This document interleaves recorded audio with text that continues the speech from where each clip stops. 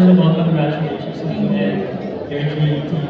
I was wondering, well, some brands, what they do, they formulate products for specific segment. Like, they're stated for men, for women. Why did your team decide to come up with a line of products that work for both men and women? Alam ko kasi, halong-halo din yung network of love ko. Parang matatawag sa, ang tamad ko kasi mag-isip. Yung parang, with everything that I have to think through every day, with the other businesses that we do, me as a mom of 3, and imagine my children are of different generations. I have a 19-year-old, an 8-year-old boy, a 1-year-old who's also here, I have a husband, I have things I have to remember, and you know what? I think towards the end of the week, I'll be seeing you all, most of you again, for another big launch. So these things, I have to make sure I think about. So the least amount of thinking sana for skincare, I would want to apply. Kasi taken for granted the national most of the time, so we want to be able to adapt to that mindset. And so even if I wanted to do, like for example, a specific line for men only, or for other genders, or for women only, I feel like skin is skin. Meron naman kasi, di ba, kadalasan na babae ka nga, pero ang balat mo, yung ako, I have friends who would say, grabe, ang balat ko pang lalaki. May ganun, di ba? So at the end of the day, ultimately, we are equally, gifted with the same skin. It only differs in the activities that we do, and so we wanted to make it as generic as possible that works through all sorts of skin types. So I would have to agree with Tessa when she said that it is a great program.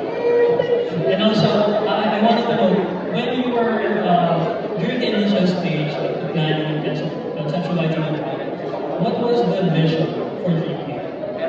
You know, the vision for Dreamcake was to come out with products that were multi-purpose, that was easy to bring, that was going to be a household name. We wanted it to be able to resonate to all types of people. Gender man yan, status man yan, whatever kind of dreamer you are, whether you're that type of dreamer that is a patient dreamer like myself, or you're a risky dreamer like my other friends na big dreamers talaga sila, I wanted to be able to adapt to the kind of lifestyle they have. And don't we all just lack the time? Kasi yun naman yung common denominator sa ating lahat, diba? Na we lack the time to take care of ourselves. And so with Dreamcake, the idea is to be able to produce products that will make it the easiest, most minimal, but maximum application effectivity para din mas madali para sa ating lahat. Because it is something that I've learned over time, no? So Gia, na kahit sino, busy. I think the magic word here is inclusive. We want everyone to know on the journey. So, especially now in the post-COVID world, where people are actually getting their revenge body for how they used to be before, this actually takes care of that and gives everyone, all genders, all ages, the opportunity to actually attain their true skin. And also, Srinik, gusto ko lang i-point out that when you get Dreamcake, you don't just get and buy the product. You get the mindset of satisfying a particular craving that should be satisfied every day. Kasi for example, diba, if we don't have the correct mindset in taking care of ourselves, it will just be a one-time thing. Naubos mo ng tube na doon, tapos na.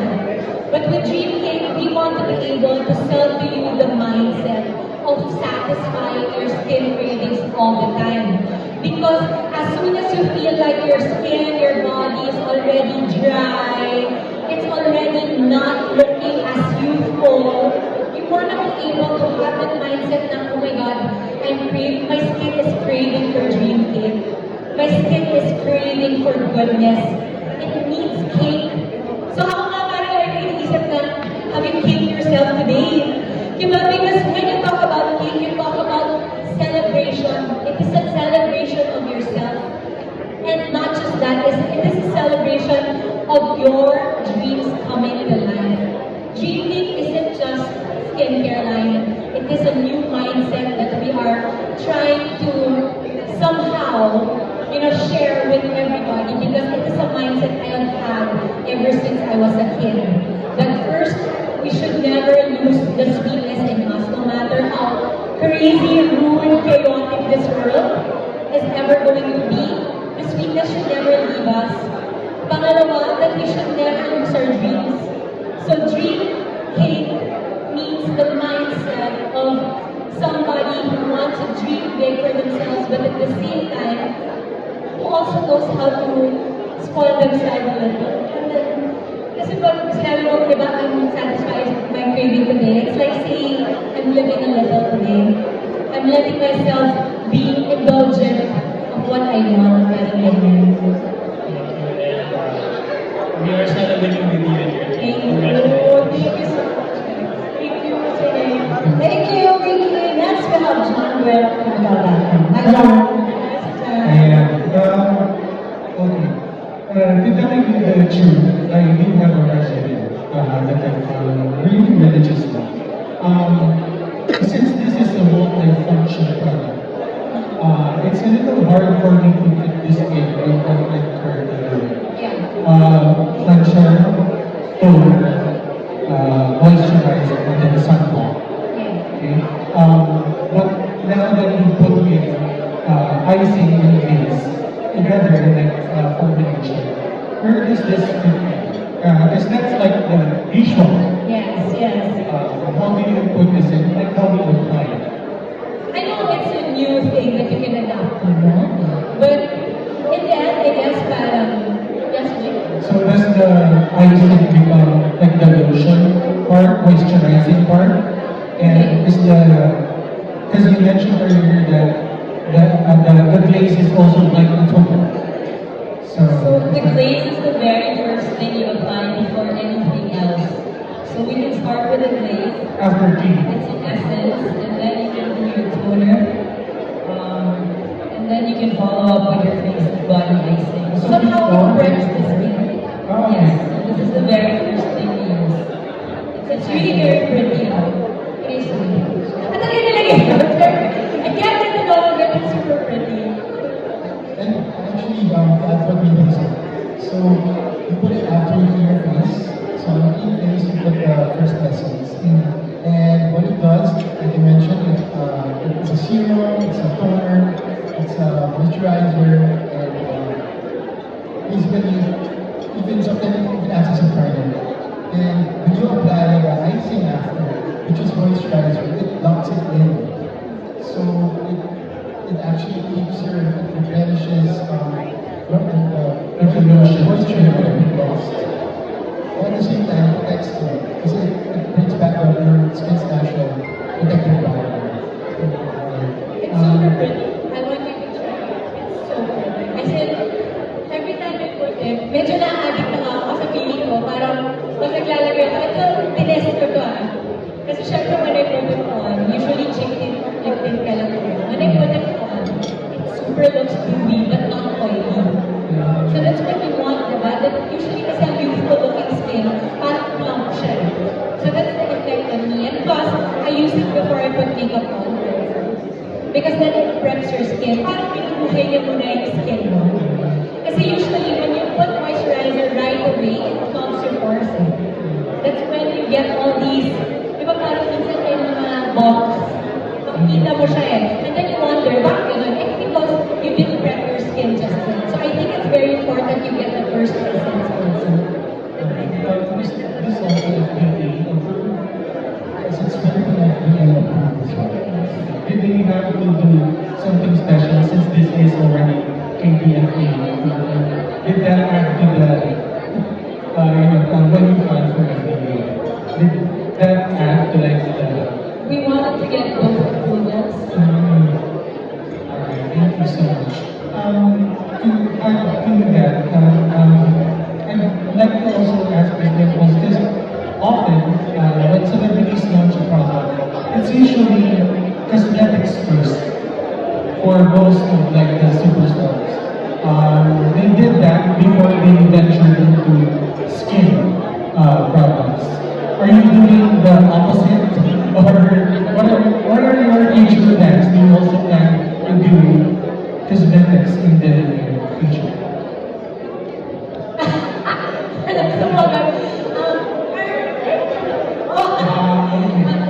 Sir Mark, alam mo, may bubulong ko sa'yo. Alright, thank you. Thank you so much. Thank you, John. Next, we have a question from our birthday boy, John Catalina. Thank you for spending your birthday today. Happy birthday! Thank you. Okay, sige sa, how are you able to keep the price low when in fact napakaganda ng produkto mo? Kasi diba madaming tao iniisip kapag mababa yung presyo, inferior yung product. So, Maybe. Well, Bryce, we really wanted to create a product that Dimples fans and everyone can afford and can continuously patronize. We don't want to create a product that's very expensive that you only use once and is very good. So what we want is sustainability since the product is very, very nice. Like Dimples said, it's very good. We already have friends that use it. It says their bars have been minimized. So we're really excited for you to try and continuously use it. to Dimples, have you ever had to cancel a commitment because of a bad scaling? Or and is that usual in your industry? I've always made sure that before there is a commitment that entails really good skin, that weeks pa lang I take care of it na. Kasi memorize ko na, I've been working since I was 12. And so you can imagine, no, sir, parang dumaan ako talaga doon sa iba't ibang klase ng balat. And it's been, grabe kawawa na lang, parang feeling ko parang sobrang dami niya na pinagdaanan kasi kasama ko naman kayong lahat sa mga teleserye at meron ako mga ginawa na talaga namang hindi mo na ako makilala sa sobrang dami ko nilagay. Nag-shake na ako nag-roll ako, di ba? Yung mga prosthetics sa mukha ko. Yung ako nagbagali din ako, so may pain kami. These things come into mind, no? When I think about the struggles of a person who goes through different kinds of skin, right? So, sabi niya, mas malala pa because you put makeup every day, kapal-kapal pa. Parang nga hindi masira. Tapos, the light pa is so strong. So, never ako nagpa-cancel. Pero, I have had really bad struggles with skin growing up. That's why, kanina, nung sinasabi ni Sir Mark na parang, why did you go the other way around? It's because ako, before cosmetics, I actually, mas importante sa akin the skin first. So parang, kaya yun yung inuna ko muna. Okay, that's my last question. Kanina you talked about the availability of maturing skin line. How different is your skin now from 10 years ago? And how does this product address that change? Well, definitely, 10 years ago, my skin was so much more supple kasi iba talaga yung dala ng batang balat eh. Tapos, our sun pa now is harsher, di ba? Sabi nga nila, kahit nag-drive ka daw, grabe na yung UV rays natin. So, with Dreamcake, we wanted to make sure that para naman ma-inspire ka kaagad, both of them would have instant effects, no? It's not, of course, you have to keep using it for the long-term effects, but not also taking away the instant effects that it has, no? So both products would share to you instant brightening effect and instant glowing effect for this one, and also takes care of your fine lines over time because again, it moisturizes your skin. So at the end of the day, ako kasi naniniwala ko na when you take care of your skin and you want to make sure you age well, like fine wine, you have to start now. Actually, kung sinasabi nga nila, when did you have to start your skincare line? When did you have to start taking care of your skin? Ang sagot dapat dyan ay kahapon. Kasi, today, I'm definitely older than I was yesterday, and so are you all.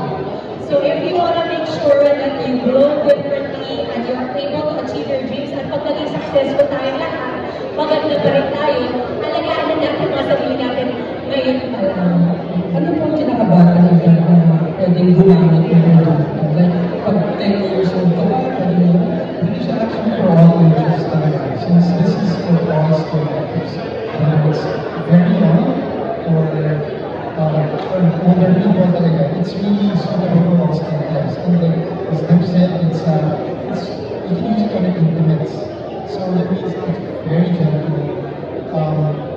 for big products, you can actually use the essence. Usually, kasi pag you use the essence of the you kind of be careful when you send us the product. But with this one, it's very safe to use. So, yeah, beneficial for all ages. Before I give the mic to Albert, there's a question here from Hannah Mallorca from Guatemala. This is from Dimples. Is it hard to manage a proper self-care routine with such a busy schedule? And what are the step-by-step tips that you can share or advice to someone who's struggling to take care of themselves despite being busy? Well, kasi sabi ko nga sa inyo, di ba, lahat tayo busy. Like, wala tayong tawag na busy.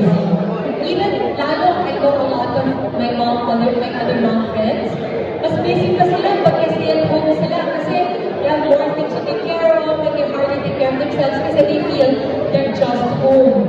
But at the end of the day, even when you're just home, you have to be able to extend that self-care for yourself, no? So, ako siguro parang when it comes to Dreamcake, the regimen talaga that I follow is that as soon as you wake up in the morning, whether you feel it or not, satisfy that craving.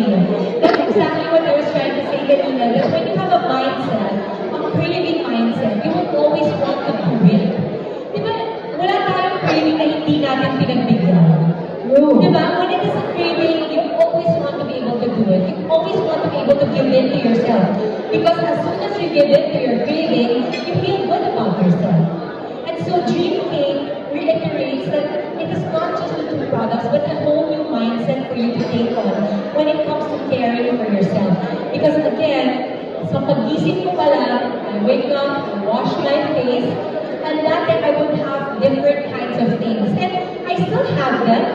Hindi ko naman sinabi na parang I cannot use them also. I would still use them, but once you're able to ride on that, at nakita nyo na parang nag-work na sa skin yung Dreamcake, just continue on to working on it and simplify your life. Kasi there are so many things we have to take care of already and we have to think of already. And skincare has to be basic. Nothing for you. Yung mabilis na dapat. Like for example, pag-isip mo, okay, I'll use the first essence, put it on, wait about 3, 4, 5 minutes, and then you put on the icing, and then that's it for me. Yeah. Very busy. Okay. Next question. Second to the last question. Albert, Yes. Hey, mabuhay! Congratulations! Ayan. So, of course, as an endorser and as a owner, magkaiba yung accountability with regards to your relationship to your product. Like this time, paano mo grasp yung accountability mo dito sa product mo? Again, at the end of the day, this is KFDA certified and it's also Philippine FDA approved, correct? So when you get certifications like that, you don't necessarily have to think twice anymore as to the credibility of the product you're using. There's a reason why we have those institutions to certify for us. Kasi kahit as an endorser, as a co-founder, sabihin ko itong lahat. At sabihin ko sa inyo, this is good for you, at yung mga pwede nang ibigay, we still need the certification and approval of institutions like the KFDA or Korean Food and Drug Administration, and also the Philippine FDA to be able to say that for us. Kasi in the same way that a lot of doctors, even when they talk about medicines or things that you use for your body, hindi rin nila talaga yan endorse.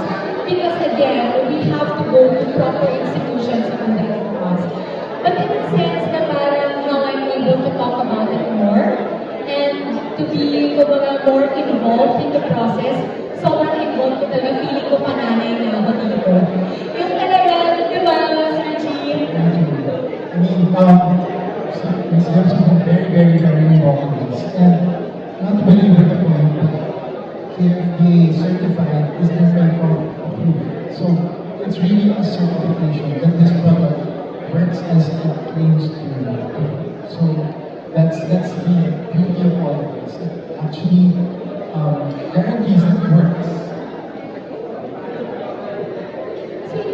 Ayan. Ikaw ba makikita namin na magla-live selling na din? Yeah. magla-live selling na rin. Kasi ngayon yung mga CEOs, di ba, nagla-live selling. Oh my gosh, di ba parang ginagawa ko naman yan sa araw-araw? Parang kulang na alam, pwede ko na yung live selling yung mga laruan ng mga anak ko sa bahay sa dami.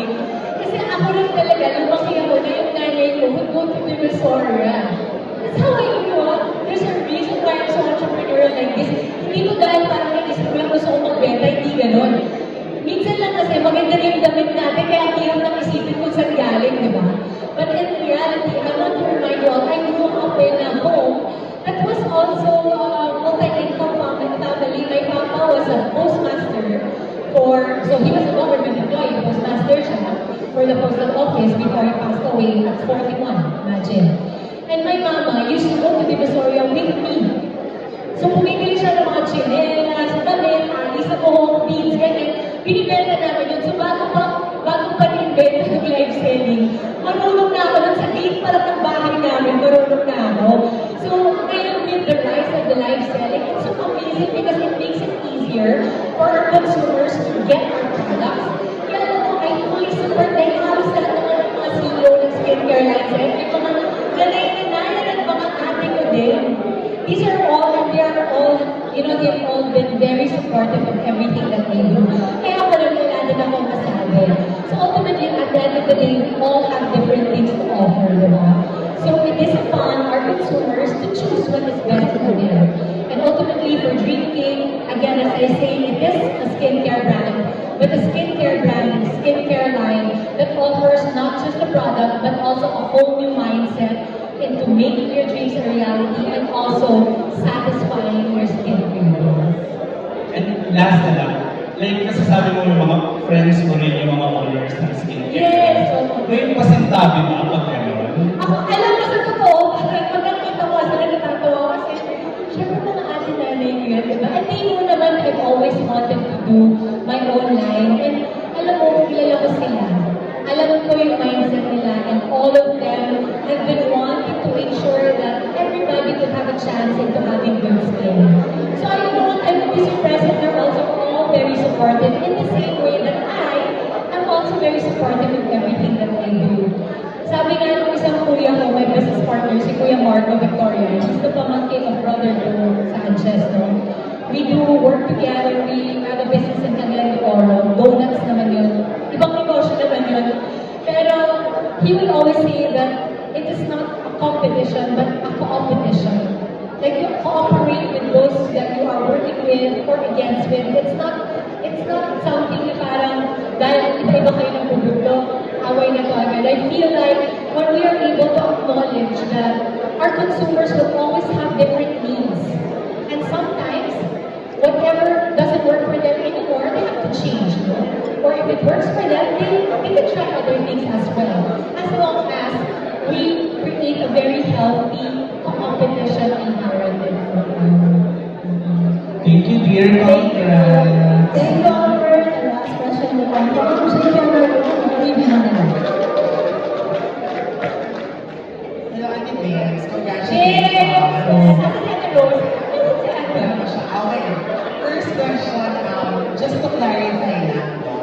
Itong, kasi di ba pinagsama-sama na siya lahat. So, pwede na ba na naubos na isang product na ginagamit natin? We can then pwede na siya na Yes, definitely, especially if it works for you, no? Kasi what I've learned with skincare gems is that itong particular line na to, yung sinusunod mo na regimen, hindi particularly nag-work yan sa iba.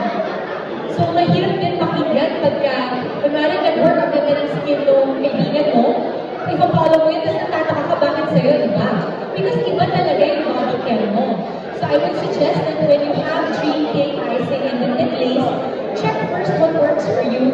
In fact, I would suggest that if you buy both, gamitin mo muna separately so you would know which one works both for you, first for you best.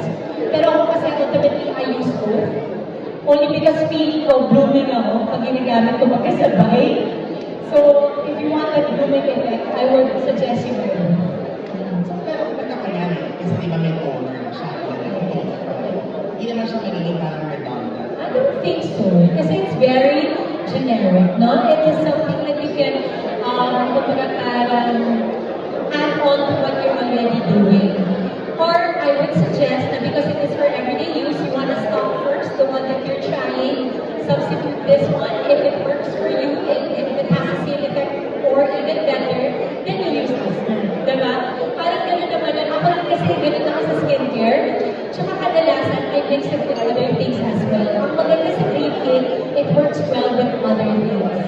No? Kasi diba, kadalasan, when you put skincare, hindi naman lahat perfect line yun. Aminin nyo, hindi lahat ng buong line binibili ninyo, diba? Because some of the products don't necessarily work very well with you. So I would suggest you try both first. Kasi nag-emphasize kung gano'n siya important na tayo tumatanda tayo. So, ikaw ba wala kang fear of aging? Wala akong fear of aging. As you know, Jim, I actually enjoy aging. Kasi I'm turning 39 on November 13. No? And something big is happening then also. I'm so excited. But in reality, I think when you are aging, and you are aging well, mas proud ka pa sa edad mo, di ba? Nakakahiya man sabihin kasi yung edad mo, pag feeling mo, mas matanda yung itsura mo dun sa edad mo. Pero kasi ultimately, feeling ko, hindi pa ako umabot dun sa'yo. Feeling ko nga na-18 pa rin ako eh. Pero ako, I'd like to strive for that reality that every time people would see you, they think you're younger than your age. And that will only happen if you have a good disposition in life, if you have a light disposition, and if you acknowledge na kailangan mong alagaan, it's a work in progress talaga. And then last time, congratulations also sa success ng Iron Heart. Thank you. Di ba baby cakes ang tawag sa akin? Realize ko lang, oh, baka kala naging galing hindi ah. Ito talaga si Capricia, baka humingi pa ng royalty to. Baka, tinext mo ba din ako kanina? Pero may kasunod ka